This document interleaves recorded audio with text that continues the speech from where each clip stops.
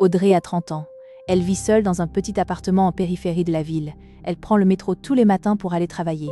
Le trajet dure un peu plus de 40 minutes. Toujours les mêmes stations, toujours les mêmes visages fatigués, toujours les mêmes regards baissés sur les téléphones.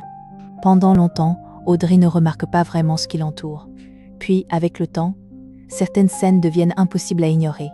Des insultes dans les rames, des menaces, des gens bousculés sans raison, des femmes suivies jusque sur les quais. Au début, Audrey réagit encore. Un soir, elle intervient lorsqu'un homme ivre bloque une jeune femme contre une porte du métro. Une autre fois, elle aide une adolescente en pleurs. Mais à chaque fois, c'est la même chose. Les autres passagers regardent ailleurs. Personne ne parle. Personne ne bouge. Audrey finit seule au milieu de situations qu'elle ne maîtrise pas. Avec le temps, elle commence à comprendre quelque chose. Dans le métro, les gens ne veulent pas aider. Ils veulent juste rentrer chez eux.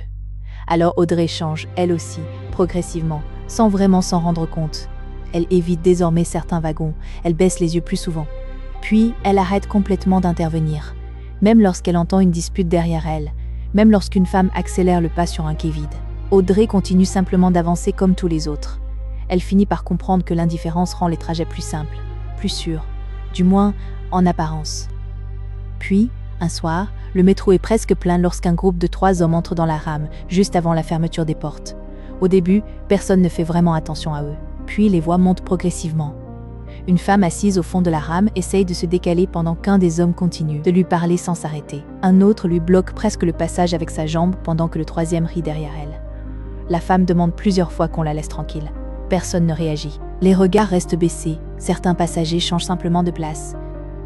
Audrey entend parfaitement ce qu'il se passe. Elle voit aussi la femme regarder autour d'elle, comme si elle cherchait simplement quelqu'un qui accepterait de réagir.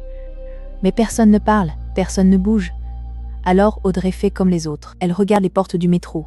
Puis l'un des hommes attrape brutalement le bras de la femme lorsqu'elle essaye de se lever. Cette fois, plusieurs passagers relèvent les yeux. La femme tourne alors la tête vers Audrey. Leurs regards se croisent quelques secondes. Puis la femme lui demande de l'aide. Audrey la regarde dans les yeux sans répondre. Lentement, elle remet correctement un de ses écouteurs. Puis elle monte le son. Lorsque le métro arrive à la station suivante, les portes s'ouvrent dans un silence presque normal. Audrey sort calmement de la rame. Derrière elle, la femme crie une dernière fois. Audrey continue de marcher sur le quai sans accélérer, sans se retourner, comme tous les autres,